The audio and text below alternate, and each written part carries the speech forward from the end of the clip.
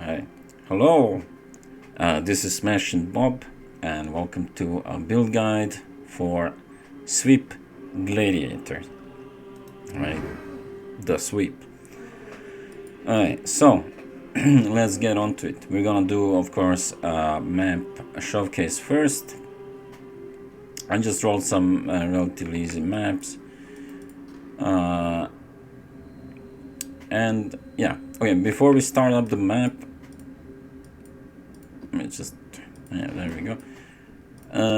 So I have reverted my gear back to basically what you would kind of wear while going through the Atlas. This is basically this whole gear I have currently on is worth about 1 exalt or possibly even less than 1 exalt. So I just want to showcase first the build with the really cheap items, just to show you that you can do tier 16 maps on basically less than 1 exalt.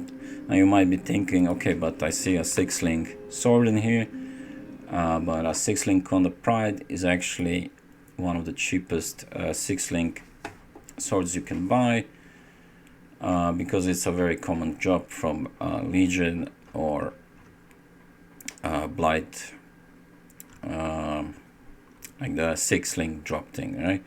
So it's just 30 chaos, right? Actually, the more expensive thing would be to get vulnerability on hit. For a really cheap vulnerability on hit, you would need at least 50 chaos or so. And the rest is very cheap. The auto is only 10 chaos, Perfida is maybe 5 chaos, so overall in total we are barely even, I think, hitting 1 exalt with the current gear that we have on. So I just wanted to show that you don't need to invest a lot to have this build work on tier 16 maps. Now of course it also depends how badly rolled the tier 16 map is. I would recommend, if it's badly rolled, make sure to lip slam on the packs first, as it is more safe that way.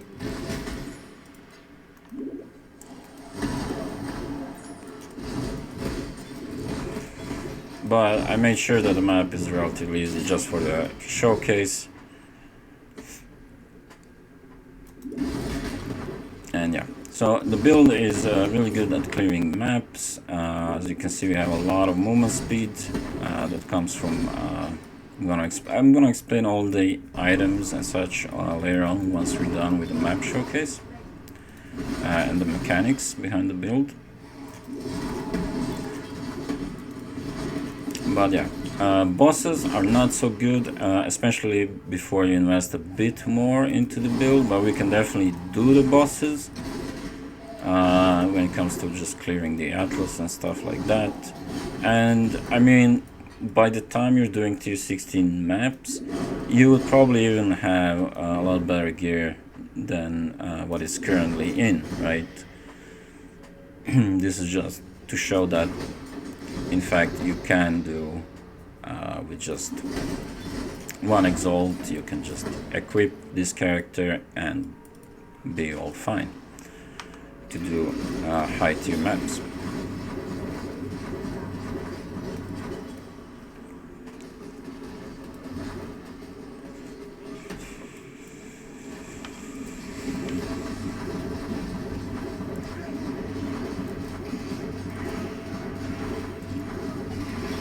That was the boss. As you can see, the boss damage is not the best. But yeah, that's fixed later on with a bit beefier items. Okay. Now before we start the next map showcase, I'm gonna talk a bit about the upgrade process, because now we're gonna switch to the items I'm currently wearing on the build. So of course you want to pick up a little Pride. That's really cheap this league, 24 chaos, 25, and chuck it here in the tree where we have a lot of nodes, so we benefit from the little Pride. The roles you want to have a little Pride is basically anything that is good For instance, maximum life, melee damage, some regen, doesn't really matter, right?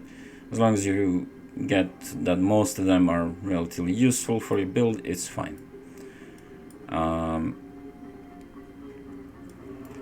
Alright, next, Watcher's Eye. Okay, this is probably one of the most expensive items I currently have in the build. It's for the Pride Impale to do last 2 more hits. Okay. Then, one of the more important upgrades you want to get early on is Sweep has 30% chance to grant an endurance charge on hit. This is very important. It'll let you survive in maps a lot more often. I also recommend always having cast on that with Portal, just in case you do die, you can get into the map really fast. So that's one of the more important things. If there, for some reason, there isn't the water on the market with the enchant, you can also get a rare helmet with the same enchant. But the water just fits into this build really good and would be a better choice.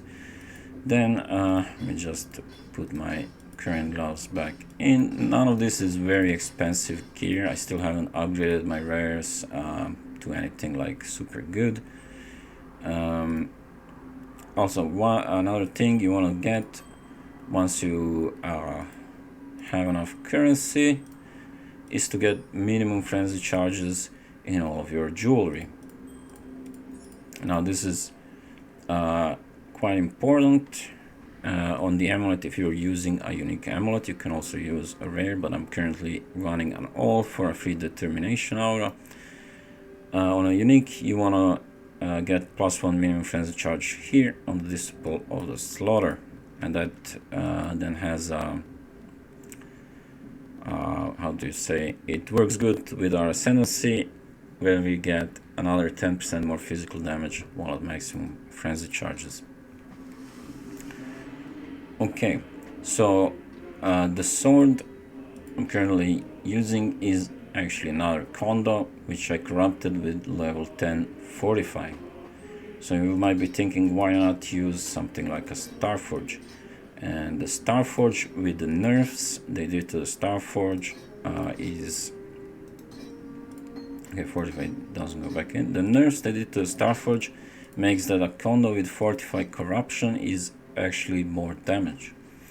Now, if you get Fortify Corruption on a Starforge, then of course the Starforge would be slightly better. Okay. And then the Perfidy, if you get it 6 linked, what I did was I put Ancestral Protector in a 6 link setup to add more damage to the bosses and stuff. Since we do need as much damage we can get to bosses, since it's not, as I think I already mentioned, we're not that good at, this is not a very good at bossing build, but we can do all endgame bosses. Might die a few times, but yeah. Alright, let's also put maybe Legion. So we have Legion, Shaper, and Metamorph. Alright.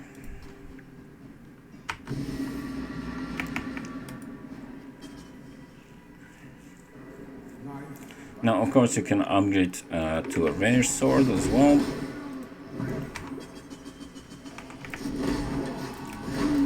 I do love the stink of victory.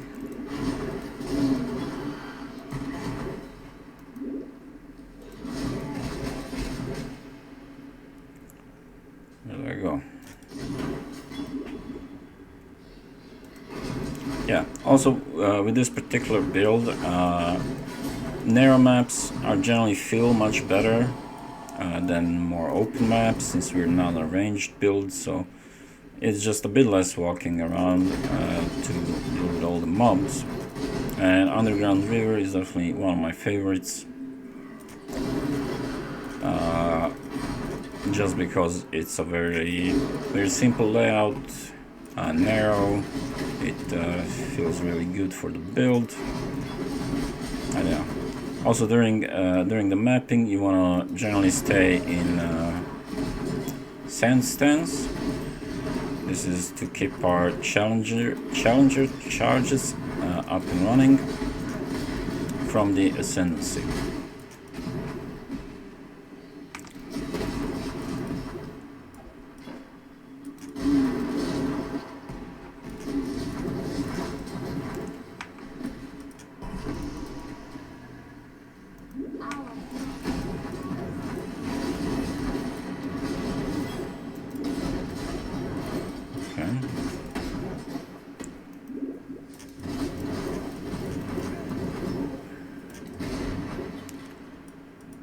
And there's the Legion.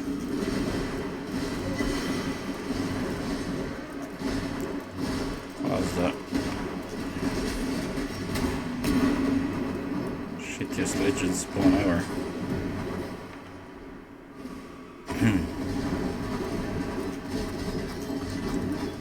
And Underground River is not that good for Legion.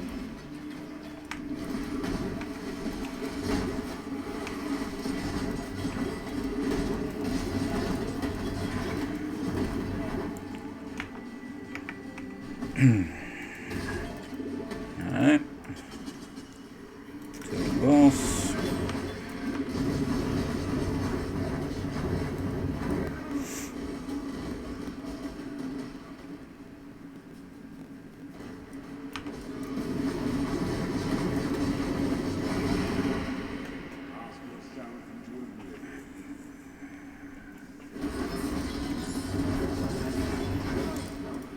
Alright, and the Metamorph.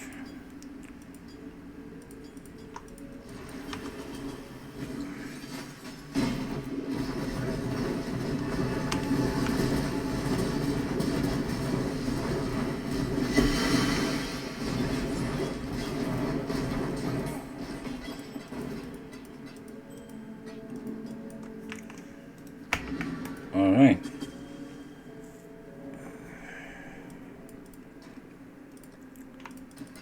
And there it is. As you can see, the boss is much quicker once you get a few better items into the build. Of course, you can still upgrade the sword quite a bit instead of using the Kondo. Yeah. Okay, there's one thing I actually forgot, and that is to refund these nodes and the dexterity node. Because I forgot to mention early on, while you still don't have all these bit beefier items, more area effect here is just a bit safer to run, but later on you can switch to these fortified nodes to get a bit more damage. Okay, we're gonna talk more about the skill tree and so on. I'm gonna maybe do one elder just to show the boss. I was thinking of showing the Sirius, but last time I was recording for the build.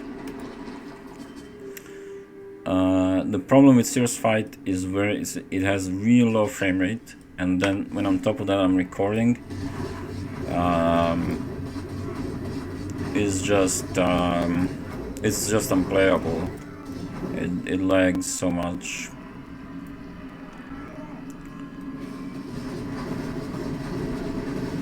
So I'm just gonna do the elder fight.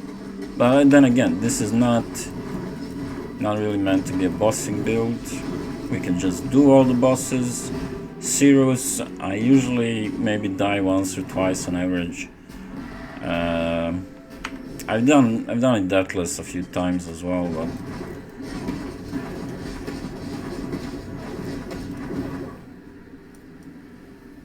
we just don't have enough damage to instantly transition the bosses. So if you like fail to dodge some one-shot crap, it's just yeah.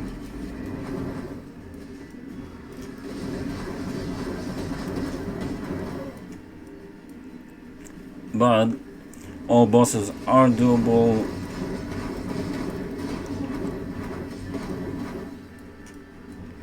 That's not a problem. And something like Shaper and Elder is really easy as well. Not much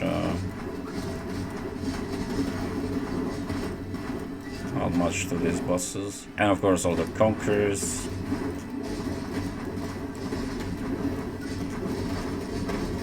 Are relatively easy. The easiest would probably be the Drogs, the Warlord, which we can pretty much face tank all the way through.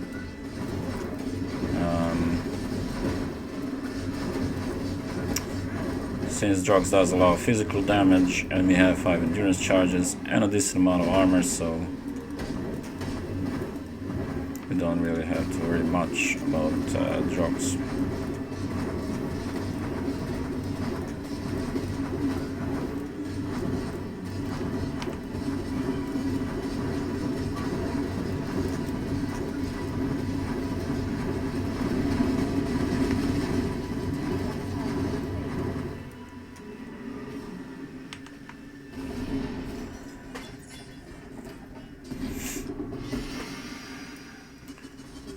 Okay.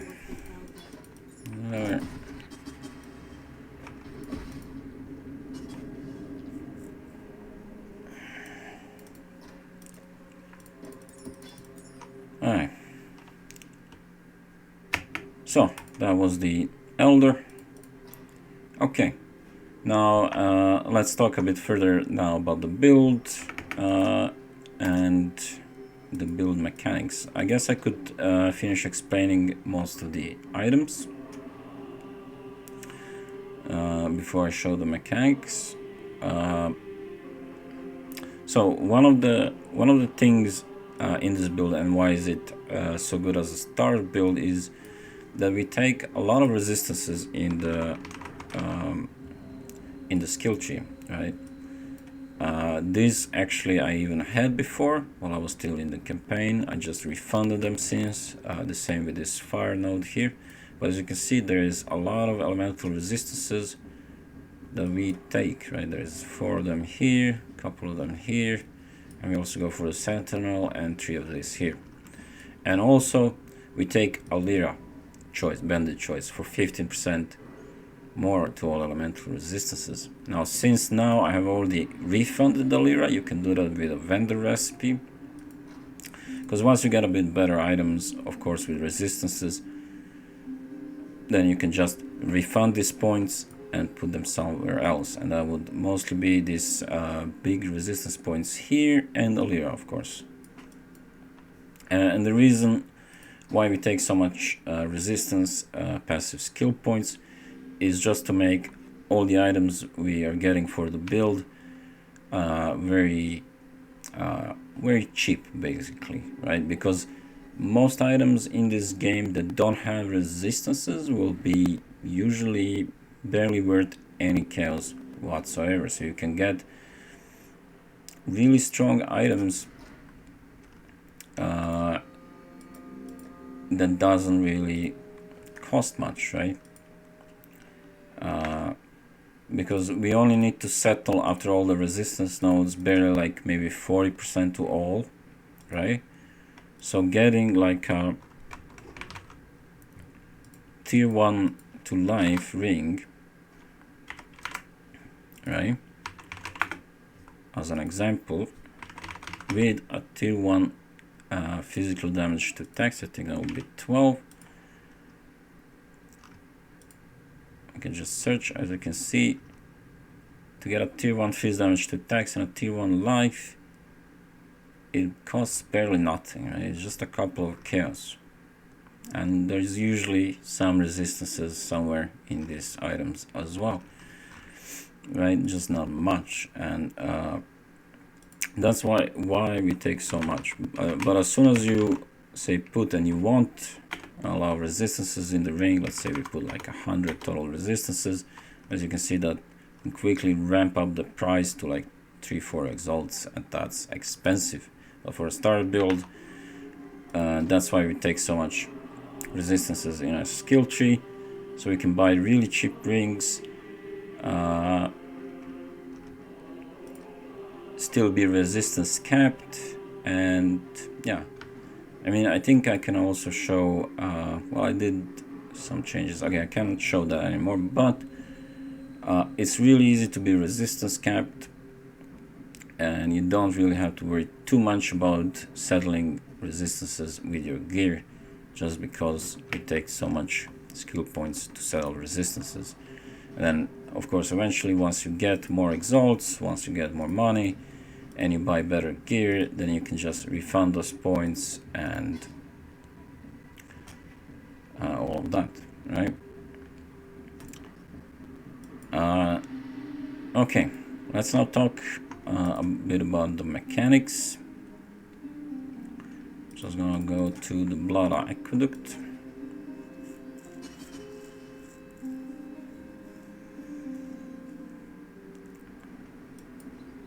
So, as you have already noticed, we have a lot of movement speed.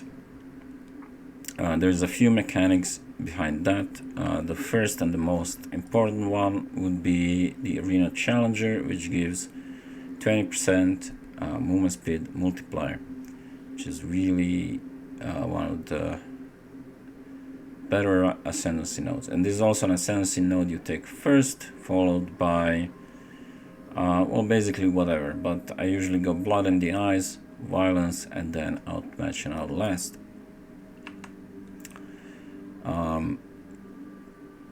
The next source of movement speed is the Preservance Vanguard Belt, which gives us permanent onslaught as long as we have 45, which we have all the time.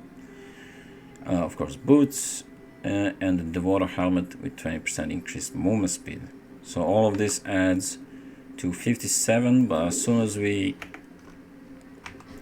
hit our first pack of enemies, we are at 166% movement speed, right? Which is really nice for just going really fast and clear maps fast. Alright, so let's move to the next mechanic. Of course, Ancestral Protector, you all know what it does. Gives you a movement speed buff. You can also use War Chief if you prefer. It's not a big difference in damage. Then we have the War Banner, and that's unique to the Perfidy chest. Basically, the Perfidy chest gives us some increased adrenaline duration, which comes from the War Banner, and also gives us that banners we're carrying gain 1 stage on melee hit up to 5 per second, which means we can build War Banner stages even in boss fights. And if you pay attention up here, I'm gonna use the War Banner, and as you can see, that was like a 9-second adrenaline buff, right? And this is a really strong buff. Also take note, the War Banner does have quite a long area of effect and will last around a minute or two on its own. Right, so you don't have to worry about picking it up too quickly, right? So you want to usually drop this when you're fighting at the end of the map boss. Just drop it down and get the adrenaline buff for 7 or 8 seconds. So the adrenaline buff is pretty strong. It's just a moment, there we go. So the adrenaline buff grants 100% increased damage, 25% increased attack, cast and movement speed, and 10% additional physical damage reduction. So a very strong buff, and that's basically what Perfidy does for us. Oh well, on top of that, of course, we can wear 2 banners, so we have a bit more damage, and also it looks kind of badass. So that's our next mechanic. And then of course we have Blood and Sand. We want to be in sand stance because that lets us generate charges while we're just killing stuff. You can see Challenger charges. And against bosses we want to switch to Blood stance because you can still generate Challenger charges against bosses, but you have to be in Blood stance. And that's basically it for the mechanics we have. I guess we could also use the dread banner and place it, but the dread banner just generally gives us like a stronger fortify effect, which I think is just not as valuable. So yeah, not that valuable to have to worry about placing down.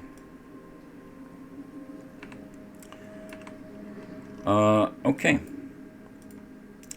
Other than that, one important thing to know about the build is that our source of mana leech is this jewel here,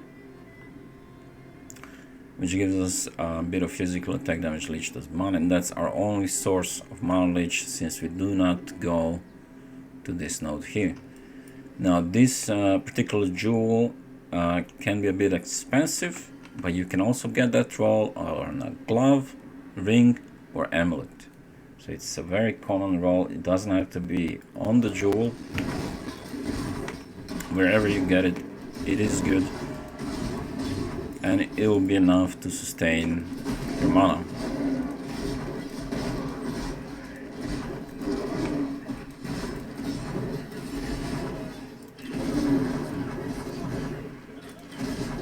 Yeah. Alright. So that was the mechanics and the things you need to know about the build for it to work. But the build is not very complicated. It is also quite possible to just take, if you prefer, an axe or a mace into this build. The only, like all the skill nodes are pretty much generic two-handed melee weapons, except this part here.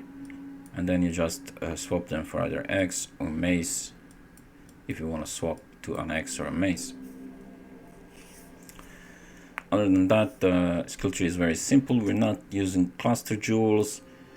I'm not sure if I might use cluster jewels in the future, but at the moment I'm not. This is just still in kind of a starter version of the build. And for like further what I'm gonna do with this build, I'm gonna probably make another video and stuff like that. Then of course I'll put a pair of building link and all the additional information on the forum. But the build is very simple, very cheap to get as a starter build, and quite effective. Alright, well, I think that concludes all the points I wish to talk about. So yeah, this is the end of the guide. Thank you for watching, and goodbye.